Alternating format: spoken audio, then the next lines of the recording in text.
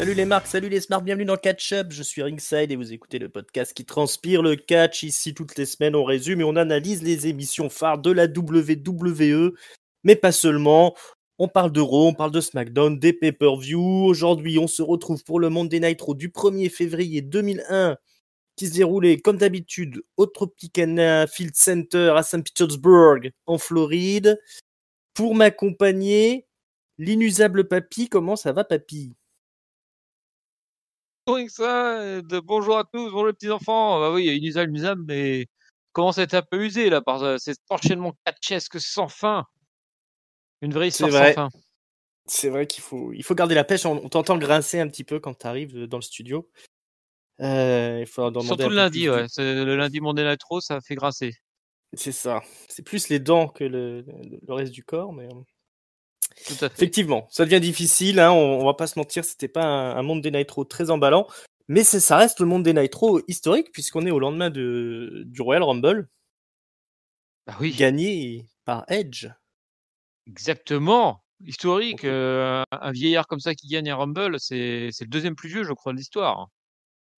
ça doit être Road, ça. Road to WrestleMania. Exactement. On est parti, voilà. La route de WrestleMania démarre ici. Bah écoutez, notre review du Royal Rumble, si vous voulez tout savoir sur les secrets du Royal Rumble, la review est en ligne. Je vais aussi vous rappeler qu'on a en ligne les awards de 2020. Si vous nous écoutez sur podcast, il y a certaines plateformes de podcast malheureusement où il est pas disponible. Donc si vous passez par ces plateformes et que vous n'avez pas vu passer les awards, sachez que c'est disponible sur YouTube. L'émission est bien longue, hein, elle fait 3 heures, donc ça explique peut-être le problème de diffusion sur les plateformes. On va essayer de remédier à ça. Mais en attendant, si vous voulez découvrir ça rapidement, bah, c'est dispo sur YouTube notamment. Donc n'hésitez pas à passer directement par là. Il n'y a pas de pub ou quoi que ce soit hein, sur nos podcasts à nous. Puisque je vous rappelle qu'on est dispo sur YouTube et sur toutes les bonnes plateformes de podcasts en règle générale, hein, de Spotify à Apple Podcast, hein, en passant par Google Podcast et compagnie. Si vous nous découvrez sur YouTube, si vous n'êtes pas encore abonné, ben abonnez-vous parce que figurez-vous que c'est totalement gratuit. Vous prenez la petite cloche, hein, vous cliquez aussi sur la petite cloche pour être averti dès qu'il y a un nouveau programme qui sort. Comme ça, vous ne loupez rien. Et comme ça, on vous accompagnera tout au long de cette route vers WrestleMania. Et oui, on est partout, de toute façon. On est partout, tout le temps. Et bah aussi, n'hésitez pas à mettre des commentaires et puis un petit like. Hein. Ça, c'est toujours très important pour nous. C'est Ça peut-être fait le chaud plus au cœur. important. Ouais, ça fait chaud au cœur. C'est peut-être le moins important aussi. Mais voilà, n'hésitez pas, ça nous fera plaisir. Ça aide surtout à la diffusion et à la visibilité. Hein. Alors, ce fameux Monday Night Raw des familles. Alors, on va pour une fois, on va pas le faire en chronologique. On va faire segment par segment pour que ce soit un petit peu plus rythmé l'émission, tout simplement.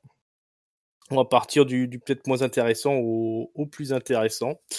Et donc, cette semaine, notamment, Rétribution et son leader, Mustafa Ali, qui va affronter Xavier Woods du New Day, puisque au Royal Rumble, Ali a éliminé Xavier Woods. Hein. Bon, ça fait un bon moment que Ali veut s'en prendre au New Day, et en particulier à Kofi Kingston, mais comme Kofi Kingston est blessé, pour l'instant, c'est Xavier Woods qui s'y colle et qui a enchaîné pas mal de défaites face à la totalité de Rétribution. Et bien cette semaine, on a une petite promo de Xavier Woods et Kofi en backstage hein, qui nous résume un petit peu la situation. Et puis une petite promo en encadré d'Ali avec derrière lui Rétribution. Où il nous annonce toujours qu'il en veut à Kofi Kingston, etc., qui va faire payer Xavier Woods cette semaine. Et donc on a un match qui s'ensuit avec Slapjack et T-Bone, je crois qu'il s'appelle, Dijakovic là avec son masque, qui accompagne donc Petit Ali. bar. Pardon, T-Bar, ouais, voilà. T-Bar plutôt. Donc T-Bar et Slapjack du côté de Mustafa Ali. Et évidemment Kofi Kingston du côté de Xavier Woods. Le match fait 4 minutes 7. Ouh Et là là. eh oui, expédié. c'est la victoire de Xavier Woods qui arrive à contrer un roll-up de Ali via un autre roll-up. Tout ça malgré les interventions de ci, de là, de Kofi et de Rétribution. C'était pas très bien fait le final d'ailleurs, si je me souviens bien. Non. Est-ce que tu as un souvenir de ce match? Oui, j'ai souvenir effectivement du final où ils sont un petit peu ambitieux parce qu'ils ont un espèce de Kofi qui marche justement sur T-Bar et qui saute sur Slapjack là, mais c'est fait à 2 à l'heure en fait, donc c'est pas très crédible. Et puis le double roll-up final est un peu dans le même rythme. Ouais, ça s'éternise cette histoire. Bon, on avait dit, hein, maintenant Retribution, c'est officiellement low card. C'est dommage Mhm. qu'ils tirent par le pied New Day pour les amener avec eux dans la low card, mais ils y sont, ils y restent. Et puis la qualité du catch est au niveau de la low card. Ouais, pourtant Xavier Woods contre Mustafa Ali, ça devrait faire des étincelles, mais bon, 4 minutes hein, pour le match, forcément. Ouais, en plus, le truc du roll-up était mal fait parce que c'était Dijakovic là qui se retourne pour essayer de casser un tombé, mais en fait, c'est Mustafa Ali qui est en train de faire le tombé sur Woods, donc il se retourne pour rien. Et puis finalement, c'est contré par Xavier Woods, victoire. C'est assez mal exécuté. Bon, de toute façon, on n'aura pas le payoff tant que Kofi Kingston ne pourra pas affronter Ali, hein, tant qu'il ne sera pas Ouais, j'ai autorisé à pensé à ça catcher. comme ça. Par contre, j'ai du mal à imaginer ça dans un pay-per-view, alors qu'au début, on s'était dit, ah, peut-être que, mais là, ça va peut-être être bâché soit dans un pré-show ou soit dans un Monday Nitro au milieu de nulle part, je pense, cette affaire. Ouais, en tout cas, oui, ça n'a pas du tout l'éclat d'un match de pay-per-view hein, maintenant. Hein. Effectivement, ils sont tombés vraiment trop bas, hein, Rétribution. Pourtant, c'était tellement prometteur au début. Mais en même temps, Ouais, c'est c'est le. prometteur, j'aurais pas dit ça comme ça. Ouais, je sais pas. Et en tout cas, oui, bon, bref, c'est un naufrage Sinon, complet. non, et franchement, Rétribution. je vais être d'accord avec toi. Quand il y a Ali qui s'est révélé, il y a eu une soirée où on s'est dit, on s'est fait plein de films dans nos têtes en disant, Ouais. mais oui, en fait, ils ont peut-être des idées. Et puis, il s'est Ouais. écrasé complètement derrière. Ouais, ça ressemblait plus à un malentendu qu'à un coup de génie, en fait. Hein. Oui, c'est ça, ouais. Ouf. C'est ça. Alors, bon, bah, on va laisser la rétribution. Hein. Je suppose qu'on les reverra la semaine prochaine ou dans 2 semaines. C'est pas bien grave. Allons du côté des filles.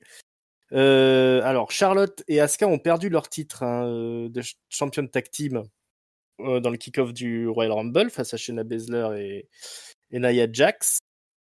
Alors, on a une petite promo backstage où Charlotte, elle est triste parce qu'elle a perdu.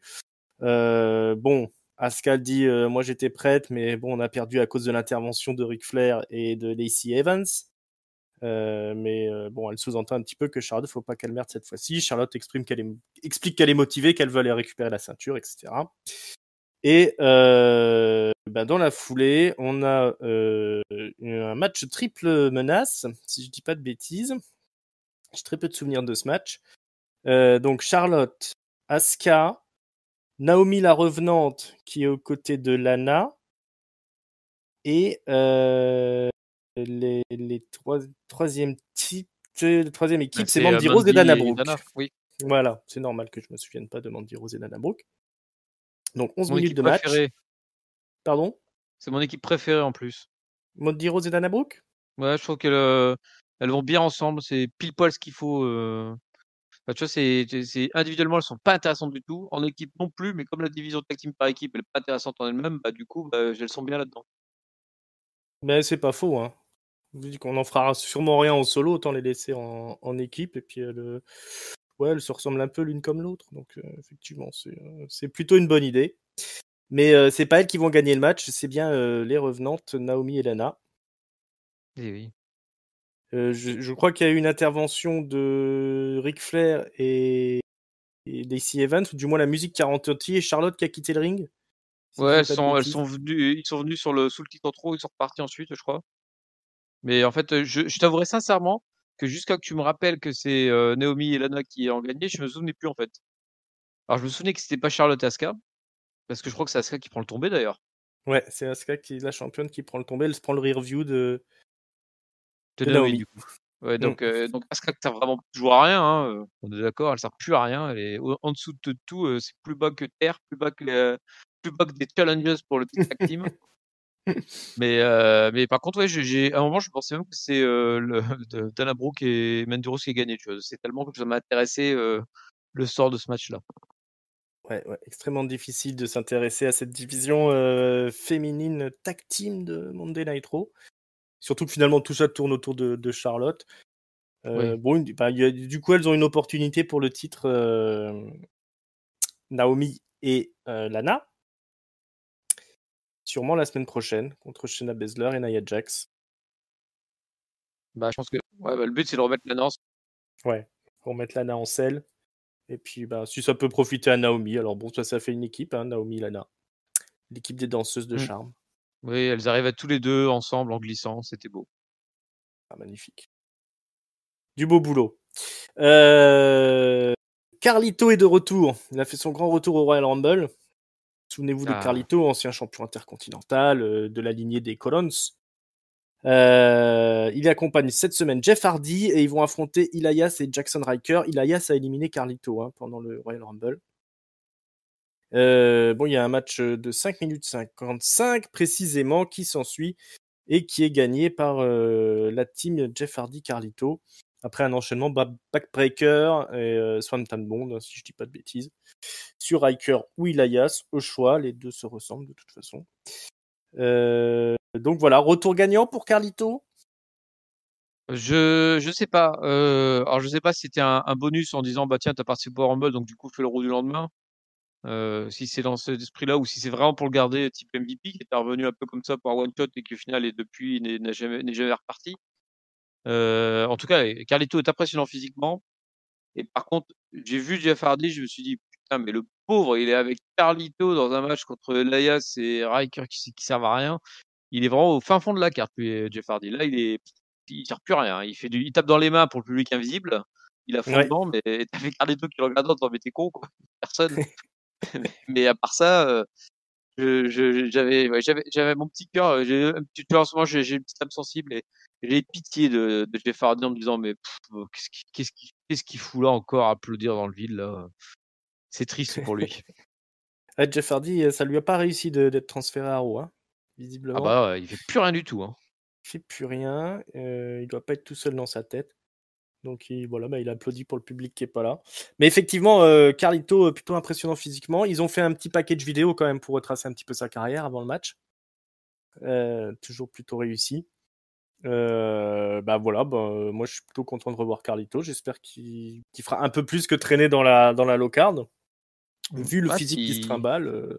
À voir aussi, est-ce qu'il me semblait qu'il avait arrêté parce qu'il avait des problèmes de dos ou une connerie comme ça, parce que son finisher il le prend plein d'eau, quoi. Donc, il me semblait Ouais. qu'il avait le dos complètement pété. Donc, est-ce qu'il s'est remis, justement, en se remusclant, est-ce que du coup, il a récupéré un dos capable de faire du catch? Mais par contre, il faudra peut-être changer de finisher, j'en sais rien. Ouais, parce que son backbreaker, il en a fait déjà 12 depuis son retour. C'est pour ça, ouais. Et c'est à peu près le premier move qu'il a placé depuis qu'il est revenu. Donc si c'était ça qui lui faisait mal au dos.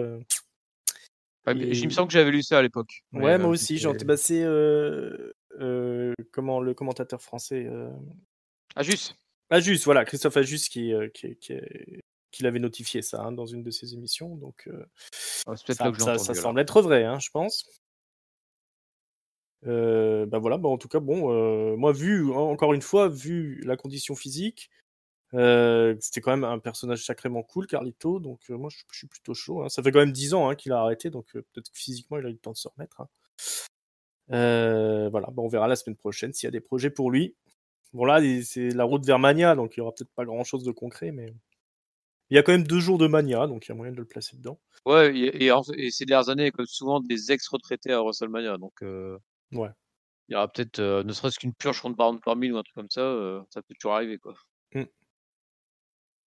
Et oui, c'est pas encore gagné pour certains pour avoir leur place à Mania, du coup. Je pense au pauvre Umberto Carrillo, qui était venu bosser pendant le confinement, pendant la crise, il était là tous les jours. Et aujourd'hui, il court après le titre 24/7. Il y a eu quelques personnes là qui ont fait l'été, qui ont essayé de tenir la baraque et puis qui maintenant se retrouvent vraiment, qui ont raté le train en fait. Ouais. Même on parlait d'Andrade, d'Aleister Black, ces mecs-là, tu te demandes s'ils auront enfin, s'ils sont gardés parce qu'ils en se disant: «Bah, tiens, on va tenter un truc avec toi plus tard», ou si c'est juste qu'ils ont loupé leur chance et que, bah, faudra un miracle pour qu'ils ressortent, quoi. Mmh. Bah, on croise les doigts pour eux, hein, parce qu'on aimerait quand même, les revoir. Il y a quand même de la place à Monday Night Raw, pour les caler et puis pour nous divertir un petit peu. Pour l'instant, c'est le Hurt Business qui doit s'occuper de faire tourner la baraque, hein. Et on a notamment, un énième match entre Lashley et Riddle. Riddle, Mmh. la honte du Royal Rumble. Bah, d'ailleurs, il se fait complètement humilier puisque, Bobby Lashley va le coincer dans, le Hurt Lock, ça s'appelle? Oui. C'est ça? Mais il le fait sur le tablier du ring, entre les cordes, ce qui fait qu'il se fait disqualifier par l'arbitre Bobby Lashley, qui est toujours champion US, hein, je vous le rappelle. Il en voulait à Riddle parce que, Riddle fait partie des mecs qui l'ont éliminé au Rumble. Ils sont mis à plusieurs pour pouvoir l'éliminer, ce bon vieux Lashley. Lashley va d'ailleurs s'acharner sur Riddle, malgré la disqualification, continuer le Hurt Lock, l'envoyer dans les barricades et tout ça. Au point même que MVP va presque se fâcher, hein, il va lui dire: «Il faut se calmer, tu vas trop loin, tu vas trop loin». Mais finalement, quand, Lashley, qui va quand même s'énerver face à MVP, hein, il va le regarder méchamment, à deux doigts d'exploser, mais il va finir par rentrer dans les vestiaires. MVP aura quand même le sourire aux lèvres. Il est content, je pense, de voir son Lashley en mode déchaîné. On aura une petite séquence après avec Riddle qui est aidé par les officiels, les arbitres, à se remettre debout. Il sait plus où il est, il sait plus qui l'affrontait. Il est complètement sonné. Qu'est-ce qui s'est passé, nous dit-il, hein? Bah, t'étais dans un match de catch, quoi. Riddle face à Lashley, Lashley déchaîné. Ouais, alors moi, On va Lashley faire déchaîné, tourner. j'aime bien, hein. Je Ouais, trouve ça que ça marche mieux, ça. fait c'est vraiment le fauve, la bête sauvage qui te détruit quelqu'un, quoi. Quand il pète un câble complet, il te le massacre. Ça, j'aime bien et en fait, Riddle qui se fait massacrer, j'aime bien, mais d'un autre côté, tu sais, j'ai pas le sentiment d'un mec, je sais pas moi, d'un babyface que tu dirais: «Ah, ça serait bien quand même qu'il Mmh. reprenne une victoire un jour». J'ai juste envie qu'il en reprenne encore plus dans la gueule, moi, Riddle, quand je le vois se faire frapper. C'est clair. Et j'ai pas du tout de sympathie en fait, il y a pas une tête qui donne, envie d'avoir de la sympathie pour lui et ça serait bien que alors j'ai peu d'espoir malheureusement, mais ce serait bien qu'il se trouve un petit copain qui vienne l'aider et puis que ce soit lui qui bénéficie de parce que ce que j'ai peur, c'est qu'il y ait un payoff à la fin, quoi et Riddle Ouais. qui va te lâcher, ça me ferait chier, quoi. Ouais, carrément. Mais il reste clivant, hein, moi je trouve, Riddle, du moins je sais pas s'il y a des gens qui sont à fond derrière lui. Il reste quand même un peu surcoté. Il a quand même, moi je trouve qu'il a toujours des gros mauvaises, habitudes de l'indie dont il se débarrasse pas. Et il est pas vraiment acclimaté à la WWE. Et il a quand même une tête à claque. Euh, Moi, il faudrait penser à le faire tourner heel, je pense, parce qu'en mode gentil bebeu là, Ah, il a un catch de heel en plus, hein, tout en bah clairement. soumission, Ouais. violence là, C'est ça. donc Soit en faire une attraction comme un mec qui vient du MMA, qui est costaud, qui est balèze, mais ils sont pas du tout partis là-dessus. Soit effectivement le faire tourner heel et voilà, qui se développer son personnage de méchant, qui sera peut-être plus sympathique à suivre que ce crétin de Face là, qui est vraiment zéro pointé, quoi. Ouais, moi j'ai pas du tout envie de voir Riddle gagner cette rivalité. J'ai plutôt envie de voir Lashley continuer à le démolir et puis aller au stage suivant, hein. mmh, croisons les doigts. Croisons les doigts. Le Hurt Business, ça continue avec un match tag team. Alexander, Cédric de son prénom, et Shelton Benjamin affrontent la Lucha House Party, hein, ça faisait longtemps. Je crois que les titres étaient en jeu. Oui. Il y a toujours des petites anicroches entre Cédric Alexander et Shelton Benjamin. Si bien qu'au final, je crois que c'est Cédric Alexander qui fait son finish et puis Benjamin qui force le tag pour aller enchaîner sur son finish à lui et faire le tomber. Joli petit match tag team, hein, quand même, parce que les Lucha House Party ils catchent bien, même si des fois ils aiment bien faire surtout Grand Métallique, faire quelques botches avec ses prises improbables. Mmh. Mais sinon c'est généralement bien rythmé. 11 minutes 12. Tu as été convaincu? Bah, c'est en fait, ce qui me perturbe un peu, c'est qu'ils passent plus de temps souvent à tourner autour de la possible, séparation des 2 gars et moins sur le ils font des bons matchs, mais tu es tellement perturbé par ces histoires de: «Je te tag pas, tu es mon copain, tu es pas mon copain» que c'est Enfin, je sais pas, ça me gâche un peu les matchs, moi, de les voir faire leurs bisbilles. J'aimerais bien qu'ils fassent, en fait, ils ont été bisbilles avant même d'avoir été ultra dominateurs, quoi. Et C'est c'est ça. dommage parce que leur business, c'est vraiment un clan qui est censé baser son modèle sur la domination, comme Lashley. Lashley, Mm. c'est la bête qui te massacre tout. Et après, si jamais il commence à avoir des problèmes, tu te dirais, oui, c'est pour trouver une solution pour le faire perdre. Mais là, il donne des solutions pour perdre depuis des semaines, quoi. Donc, et ça me vraiment l'arrière-goût d'Andrade et Garza qui nous avaient fait ça aussi dès le début et ça avait Ouais. gâché tout le plaisir de les suivre. Et au final, ça s'est fini en d'autres boudin. Donc, je souhaite pas ça pour leur business. Faut vraiment qu'ils éliminent ce truc-là. Je sais pas comment, mais qu'ils passent à autre chose, quoi. C'est vraiment pas une bonne idée de booking. Ah, c'est vrai que j'avais complètement oublié que c'était déjà la même histoire avec Garza et Andrade. Alors, en plus, c'est même pas original et je suis d'accord avec toi, ça arrive beaucoup trop tôt dans leur carrière de catcheur tag team là. Surtout que c'est une sacrément belle équipe quand même, Cédric Alexander et Benjamin. Ah ouais, quand ça cache, c'est bien. Donc, Exactement, catchez, les gars. c'est ça. Ouais, bon, c'est deux mecs qui ont des problèmes de charisme, de micro, etc. Là, on les a mis ensemble, ils ont MVP qui parle à leur place. Par contre, quand ils sont dans le ring, c'est du 4 étoiles, donc il faut continuer là-dessus. Bah, j'espère vraiment que cette tension-là va pas aller jusqu'au un split de l'équipe, parce que ça servira à rien de les remettre en solo, les deux là. Ils sont plutôt, ça peut faire plutôt une bonne base pour reconstruire la division tag team, hein. Ça me Ouais, paraîtrait plus logique. carrément. Ils pourraient faire une équipe qui domine, un peu comme on en a parlé dans les awards et dans les autres émissions. Une équipe, tu vois, un peu comme le bar ou un truc comme ça, tu vois. Tu les mets Exactement. là, et puis tu tiens l'année avec eux. Hein. Tout à fait. Surtout que c'est toujours un plaisir de les voir catcher, hein, ça, y a pas à tortiller.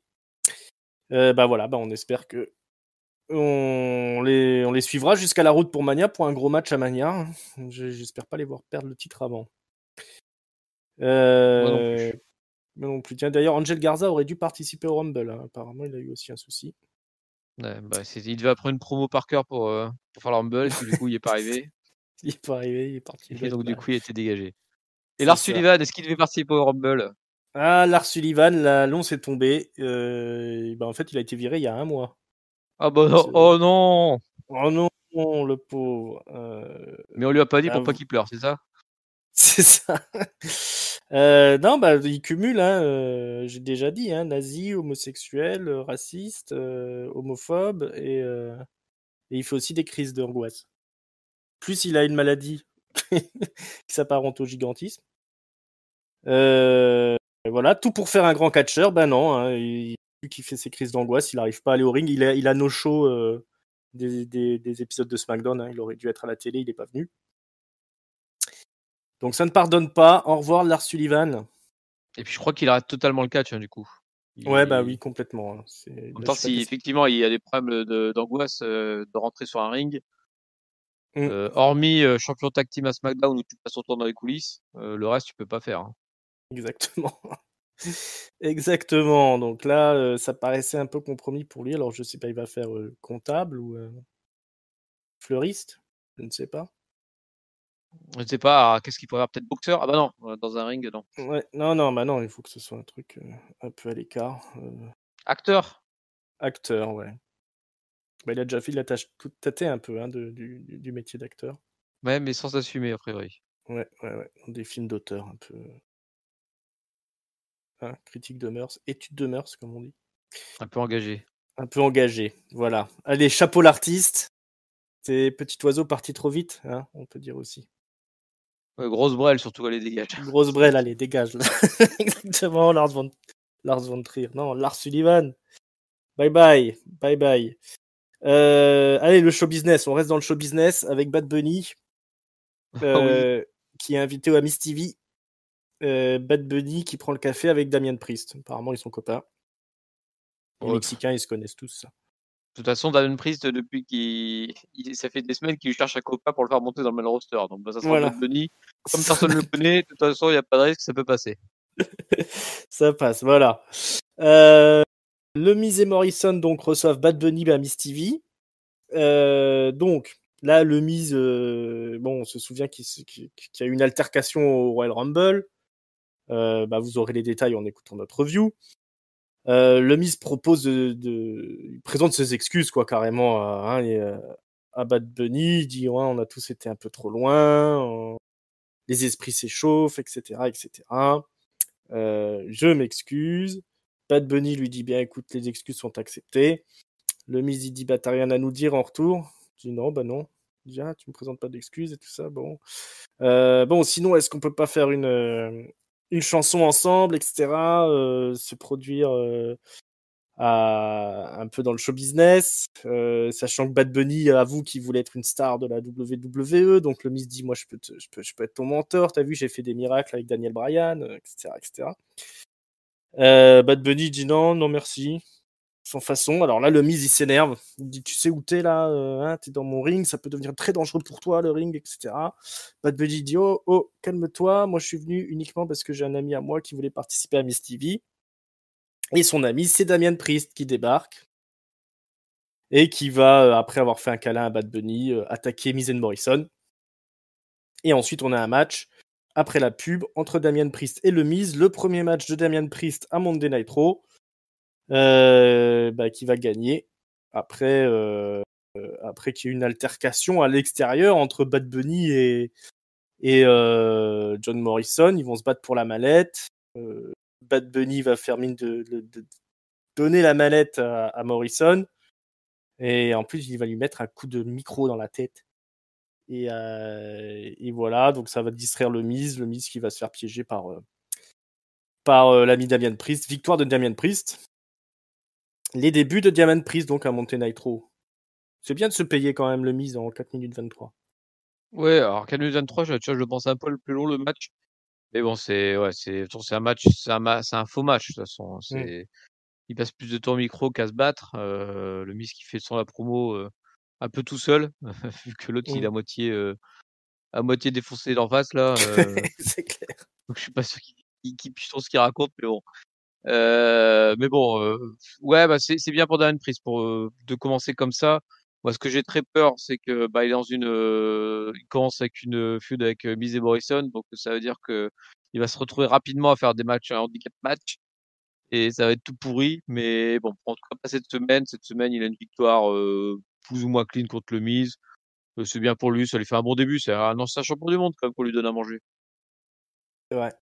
Alors ça va faire pleurer les Smart. Hein, faudra le porteur de la mallette qui se fait humilier comme ça, le Miz il mérite pas, etc., etc. Mais effectivement, ça fait une victoire pour l'ami Damien Priest. Ce qui est triste, ce qui va être dur à supporter, c'est qu'apparemment Bad Bunny il va revenir. Hein. Ah, c'est son vrai meilleur ami alors. Ouais. Enfin, du moins, c'est ce qu'ils disent dans les dirt sheets. Après, les dirt sheets sont peu fiables, mais il semblerait qu'il y ait plusieurs passages de prévus pour Bad Bunny. En même temps, s'il a rien d'autre à faire, ce monsieur, C'est ça. autant qu'il Hein. vienne. Hein. Bah voilà, je pense pas qu'il a Maintenant d'album qu'il est dans la bulle. enregistré. C'est ça. Après, tout dépend s'il va faire de l'audimat ou pas, hein, je pense. Mais bon, voilà. Hein, Damien Priest, finalement, qui va pas à SmackDown, qui vient à Raw et qui se paye un ancien champion. Donc, Voilà, on mais peut je difficilement croise les doigts résumer pour pour lui une qu'il s'en entrée. sorte. Hein, mais malheureusement, Rose, c'est pas le land of opportunity en ce moment. Ouais, ça va être délicat. Délicat pour Damien Priest, malgré un bon départ. Et si vous voulez savoir comment il s'en est sorti au Rumble, bah, allez écouter notre review qui est en ligne. Il a peut-être gagné. Ah bah Il a non, on l'a peut-être déjà dit. gagné. On sait pas. Allez, on va revenir au tout début d'émission qui était ouverte par le champion Drew McIntyre qui est toujours champion. Il a battu Goldberg. Et Bravo. il explique que voilà, et maintenant il a du respect pour Bill Goldberg. Il va commencer à parler du Royal Rumble un petit peu dans le détail, mais il est interrompu par Edge, le gagnant du Royal Rumble, Edge qui débarque. Et alors il y a là McIntyre lui parle, il lui dit ah Edge, je suis content que tu sois là, j'étais fan de toi, quand je suis arrivé à la WWE, je t'ai considéré comme mon mentor, etc., etc. Et là Edge il lui dit mais qu'est-ce qui t'arrive, ça va pas, ça va pas bien la tête. Il lui dit regarde, moi j'ai gagné le Royal Rumble, donc moi je viens pour te détruire en fait. Moi à tout moment je peux t'attaquer, t'as une cible dans le dos, j'ai pas encore choisi qui je vais affronter, mais ça pourrait très bien être toi. Donc tu sais qui je suis, hein, je suis l'opportuniste ultime. il va falloir que tu changes un petit peu ta manière d'être. Hein. McIntyre lui dit ouais mais moi tu sais je suis pas un opportuniste, hein, je suis une différente sorte de champion. Là-dessus il y a Sheamus qui débarque, le meilleur ami de McIntyre depuis 15 ou 20 ans à peu près, qui vient engueuler Edge. Je lui dis non mais dis donc pour qui tu te prends de parler comme ça au champion, ça va pas. T'as passé 1 an là à te soigner pendant que McIntyre il tenait la baraque, un petit peu de respect quand même. McIntyre qui souhaite quand même savoir quel est le choix de Edge. Il essaye de calmer un petit peu la chose. Edge, il lui dit bon, écoute, si tu, je vais faire mon choix. Hein, là, je pèse le pour et le contre, mais dès que je saurai, je te dirai. Tu seras le premier averti. Et il s'en va. McIntyre le regarde partir. Il soulève sa ceinture un petit peu pour frimer. Et là-dessus, il se prend un gros brogue kick de Sheamus. C'est la trahison de Sheamus. Un peu mal réalisé d'ailleurs, parce qu'il y a un dézoom et puis on voit que Sheamus est là en train de préparer son brogue kick. C'est pas, encore une fois, très bien réalisé. Donc un peu plus tard dans l'émission, on va aller interviewer Sheamus qui nous dit que ça y est, il est plus pote avec Drew McIntyre. Il y a Drew Gulak qui vient lui ramener ses affaires et il s'en va, Sheamus. Ensuite, on a une petite promo de McIntyre qui dit que si c'est comme ça, on n'est plus potes et si tu veux ton match, tu vas l'avoir, Sheamus. Il avait l'air un petit peu les larmes aux yeux, hein, il avait l'air un peu triste d'avoir son amitié trahie, ce bon McIntyre.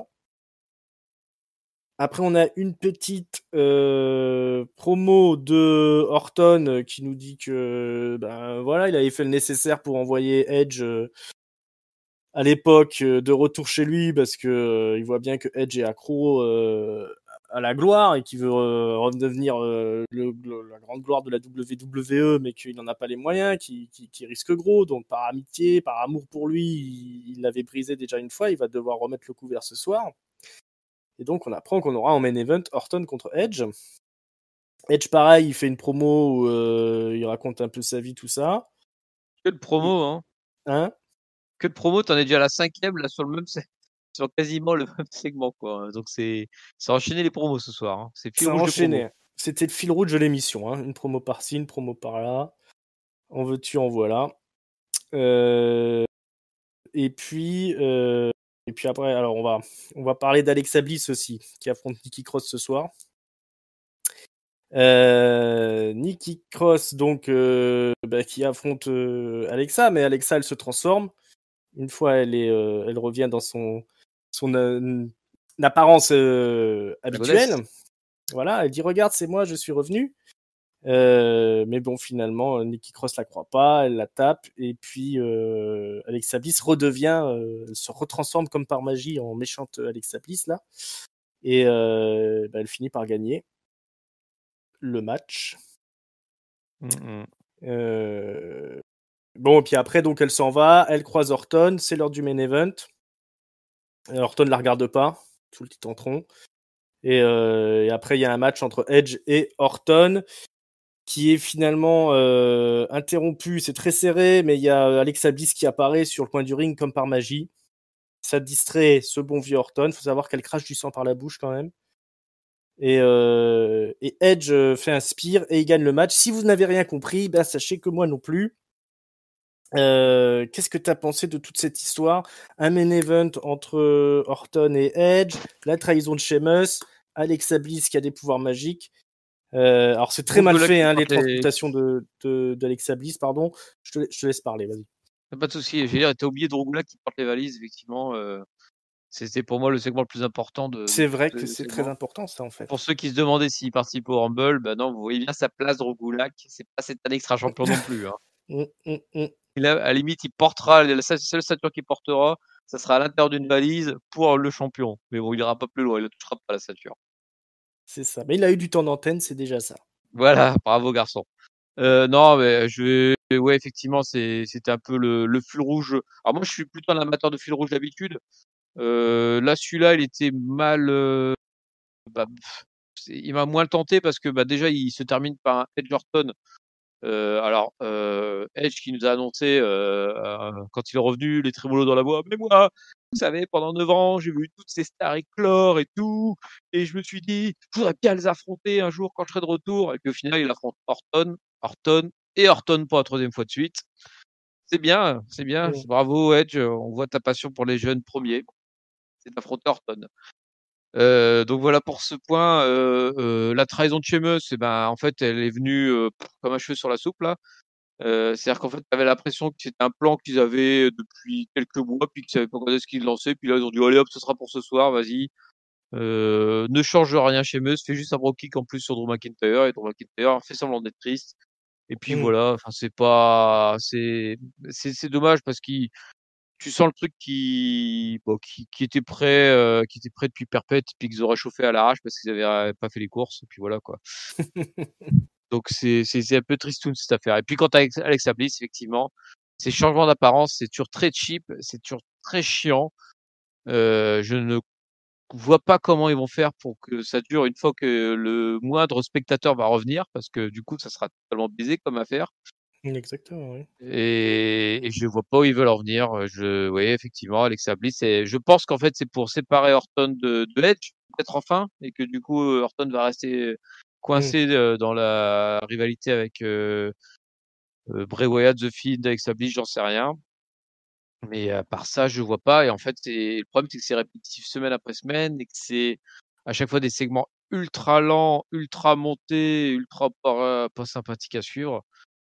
Pourtant, il y a quelques trucs qui m'intéresseraient, tu vois. J'aimerais bien qu'ils jouent plus sur le fait que Alexa, bah, elle a, ce que je disais la semaine dernière, qu'elle est en fait la vraie Alexa est prisonnière du film, et que, bah, t'entends laisser le ressortir, et puis t'as l'autre qui reproche vol dessus, ça serait sympa, mais c'est tellement mal joué, tellement mal monté que, bah, au final, une histoire qui pourrait m'intéresser sur le papier, bah, quand c'est monté, quand c'est raconté avec les pieds, bah, du coup, bah, elle m'intéresse pas. Ouais, parce que il n'y a pas une mauvaise idée dans tout ça, hein. La trahison de Sheamus, c'est logique. Continuer les interactions avec Alexa Bliss et Orton, etc., c'est plutôt malin. Le fait de monter Edge comme ça, avoir un point final avec Orton, c'est pas plus mal non plus. Tout ce qu'il dit, c'est à peu près correct, mais alors l'exécution, que ce soit pour l'un ou pour l'autre, les promos, peut-être celle d'Orton, elle est à peu près convaincante, mais Edge face caméra, là, c'est insupportable. Les matchs d'Alexa Bliss avec le montage complètement bidon, là, quand elle se transforme, c'est zéro. Et même le match était mal réalisé entre Orton et Edge. Là, c'est délicat, hein. Il y a vraiment un problème de qualité de rendu, parce que en quelque sorte, les rebondissements scénaristiques sont pas plus mauvais que d'autres, mais Et c'est marrant, c'est que depuis que je trouve que c'est vraiment fort depuis que le film est plus là, en fait. ouais. C'est-à-dire que quand tu vois le match Orton, le film avec le feu, Mmh. bah, moi, je l'ai trouvé pas mal, bien réalisé, Bah en oui. fait. Parce qu'à aucun moment, tu voyais, les transitions étaient super fluides et tout. Mais alors, depuis que c'est Alexa qui est mise en avant, bah, j'ai l'impression que c'est tout pourri. Alors, est-ce qu'ils ont changé l'équipe? Est-ce que c'est elle qui y arrive pas? Pourtant, j'ai pas l'impression qu'elle fasse mal son boulot, hein, mais Ouais, ouais. j'arrive pas à comprendre pourquoi c'est aussi mal réalisé. On dirait, tu sais, une pièce de théâtre qui joue en prison, tu vois. Ouais, C'est tout, c'est c'est un tout peu ça. pourri, Ouais, non, quoi. mais c'est vraiment très, très, très c'est au rabais, quoi. Et, et du coup, mais c'est quasiment impossible de regarder ça, hein. Ouais, ouais. Genre, j'étais en train de regarder à TLC si on était déjà au Tropicana Field, mais effectivement, on y était déjà. Donc, c'est pas lié à l'endroit où ils sont en train de filmer. Parce que je trouve aussi que le Royal Rumble, c'était assez désastreux au niveau de la réalisation. Mmh. Là, ça se précise, alors il y a moins de problèmes à SmackDown, j'ai l'impression, non? Ou, Bah, ouais, non, mais c'est vraiment propre à Raw, en fait, Mmh. et c'est propre à Raw depuis TLC. C'est-à-dire que TLC, en plus, on se souvient des matchs à échelle, ils avaient super bien, même Hell in a Cell, ça avait été pour moi, ces 2 mars, ça a été super bien réalisé, le Hell in a Cell. Mmh. Ouais, ouais, ouais. Voilà, Bah oui, on était arrivé au c'est que point là, depuis hein. 2021, là, que c'est tout pourri. Ouais, ouais, ouais. Bah aussi, peut-être parce qu'ils ont filmé pas mal de séquences, je pense, dans la journée, pour le Ouais, c'est passage ça. avec Alexa Bliss. Et ils ont dû prendre du temps, ils devaient être à l'arrache, parce que même le programme de l'émission était annoncé au fur et à mesure que l'émission avançait. Donc ça, généralement, ça veut dire qu'ils sont à l'arrache et qu'ils enchaînent les trucs en fonction, hein. Parce qu'il faut savoir que Raw, c'est produit à l'arrache. Hein. Il y a des matchs qui sont annulés en cours de route et des choses comme ça. Hein. Si vous pouvez regarder si vous avez le VVE Network, le reportage, le documentaire sur Liv Morgan, où elle se fait. Souvent, il y a un comeback qui est prévu chaque semaine et puis c'est annulé au dernier moment. C'est vraiment très très folklorique. Ah Et je tiens, pense. j'ai regardé ça, c'est intéressant parce qu'effectivement, quand même une impression de meilleure maîtrise côté SmackDown en fait, où bah, tu as souvent une histoire qui est racontée de A à Z, puis les segments ils se suivent de manière assez organique en fait, et puis ils sont annoncés d'une semaine sur l'autre aussi par exemple. Tu vois, la semaine dernière, on savait qu'on allait avoir Bianca et Bayley qui s'affrontaient, etc. Bah, t'avais quand même pas le truc attendu, tu vois. Mais en gros, Ouais. Après, il y avait peut-être des trucs qui étaient prévus avec Keith Lee qui du coup ne peut pas être là parce qu'il ouais, mais est ça à fait déjà contact. 10 jours qu'il est plus là. Entre-temps, t'as C'est quand même eu le possible temps aussi. de te raconter toute l'histoire. Ouais. Ou alors c'est parce que tu pensais qu'il allait revenir et il est pas bien, je sais pas. Parce qu'il s'est fait long son Un absence quand Royal même. Hein. Rumble a programmé entre temps, ils n'ont pas eu le temps de Ouais, bosser. peut-être. Ça fait beaucoup. Hein. Mais en tout cas, le résultat est pas là. Justement, on va passer au mot de la. Bon, il n'y a pas grand chose à dire de plus sur le main event. Hein. Le match n'était pas. Non, non, Que ce rien de soit l'un comme spécial. l'autre, il n'y a aucun des matchs qui était intéressant. Hein. On va pas se mentir. Euh, Edge, il faudrait quand même, je sais pas, qu'il fasse quelque chose pour ses cheveux, son apparence physique, parce que là, on dirait vraiment un clochard.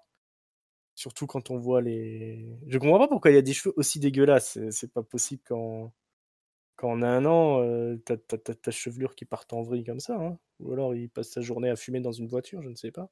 C'est Je, je pense que c'est c'est un clair. look fait exprès. Tu vois, Et Joe le gitan là. il joue le gitan, ouais. Non, mec, reprends-toi. En plus, là, ça se voit que visiblement, il veut devenir la star de Monday Night Raw quand même. Euh, il va falloir être un peu Ou de plus. Raw d'ailleurs, hein, parce que est-ce que Hmm. il va rester à Raw du coup, PPR, on sait pas. Vu Ah, qu'il grande annonce un peu question. partout. Il a annoncé aussi NXT, il a annoncé aussi SmackDown.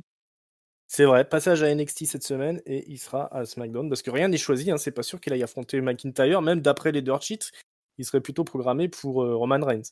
Bah en fait c'est tu vois en écoutant la review, c'est l'idée qui me revenait en fait de dire que bah Edge, de toute façon j'ai pas l'impression qu'ils soient motivés pour le passer heel et puis ça fera encore un turn face à Drew McIntyre Ouais. de suite. Est-ce que ce serait pas plus mieux placé pour SmackDown où bah Owens mine de rien à force d'avoir 12 000 chances il va falloir qu'il passe la main et bah Brian il est en dessous de tout. Enfin après il y a plus grand monde en fait derrière Owens finalement à SmackDown donc Ouais. ouais, je serais pas étonné finalement mais ça ferait deux challengers de SmackDown parce que je vois pas Bianca Belair par contre à la Raw.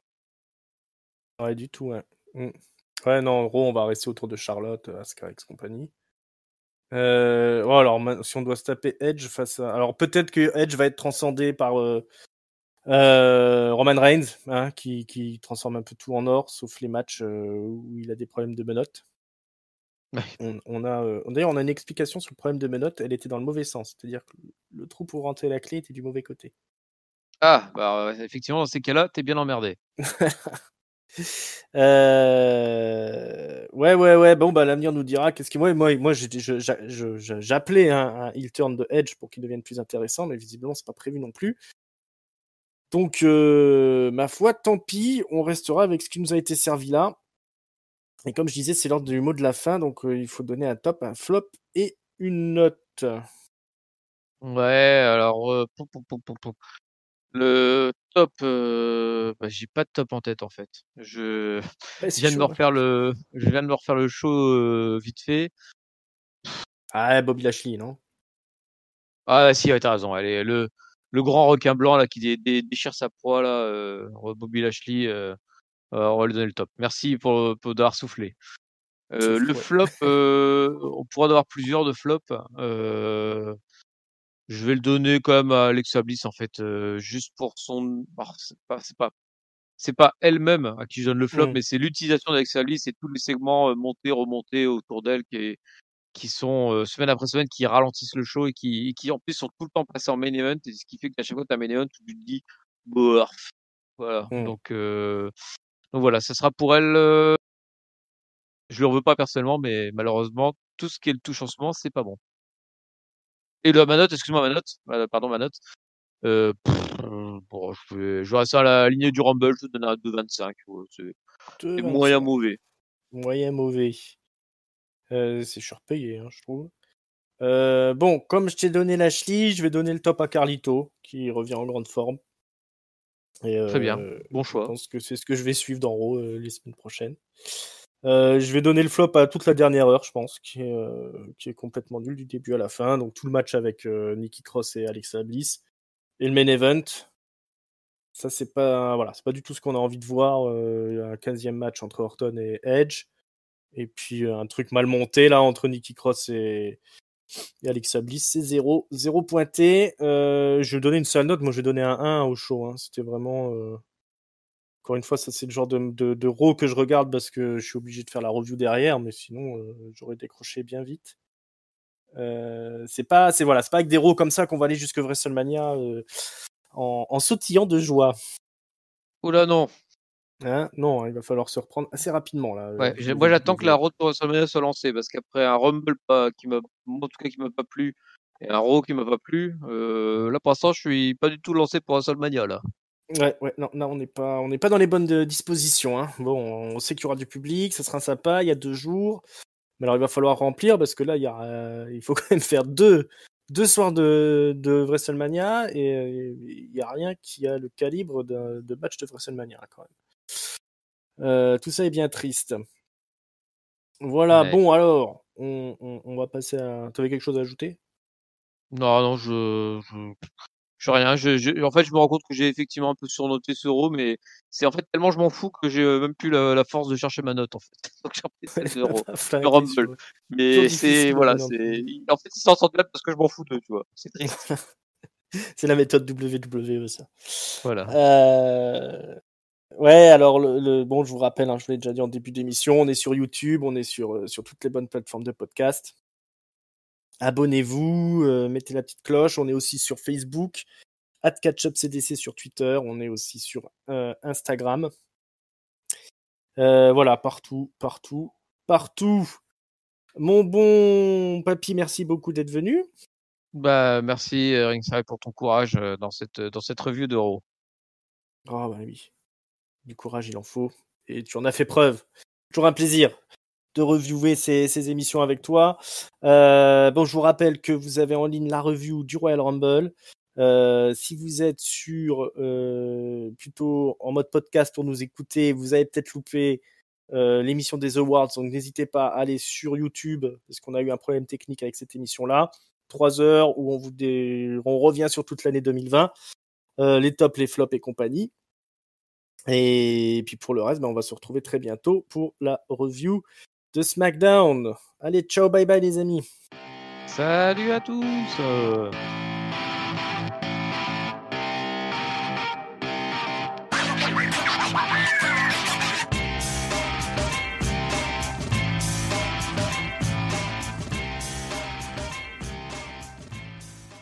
On va nous mettre Edge en vignette avec sa belle tête de clochard. Tu veux un clochard en vignette? Ah merde, je pensais mettre Carlito.